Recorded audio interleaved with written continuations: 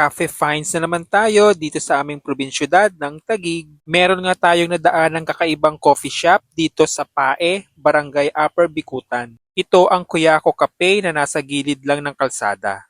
Nasubukan nyo na bang maka-order ng kape sa isang hole-in-the-wall coffee shop kagaya nito? This unconventional setup ay inspired daw sa isang coffee shop na matatagpuan sa Tokyo, Japan, kung saan siniserve ang mga order ng customer sa isang maliit na butas. Talagang hole-in-the-wall experience. The coffee shop features a simple facade na gawa sa concrete wall with a small hole opening as its takeaway counter. Meron ding isang maliit na silya sa labas habang hinihintay ang iyong order. Nakasabit sa wall ang kanilang laminated menu cards next to the opening to choose your preferred drinks.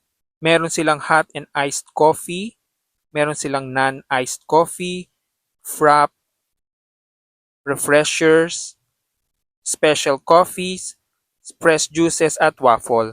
Paano nga ba ang proseso ng pag-order ng drinks dito sa Kuyako Cafe? Napakadali lang, sundin lang ang mga ito. Step 1, choose your order at the menu.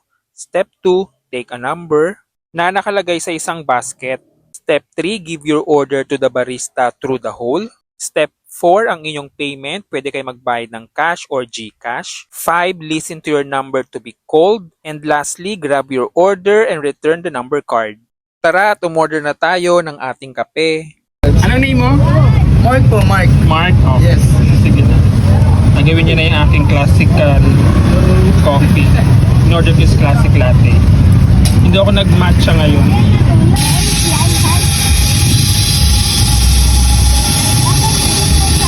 Naka-aircon ka naman dyan sa loob? Ha?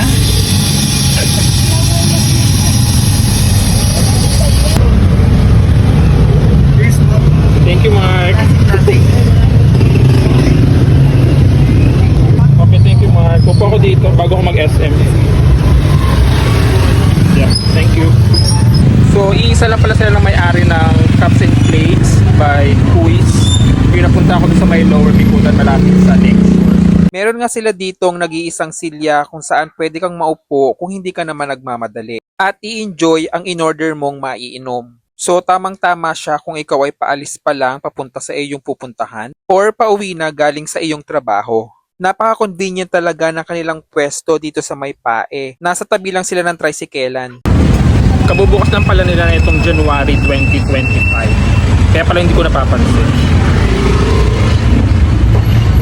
Dito yan sa may Pae, sa Barangay Upper Bikutan, sa tabi ng 7-Eleven convenience store, kahilera ng mga tindahan sa gilid ng kalsada. So ayun lang, isa na namang coffee shop ang aking napuntahan dito sa aming probinsyudad.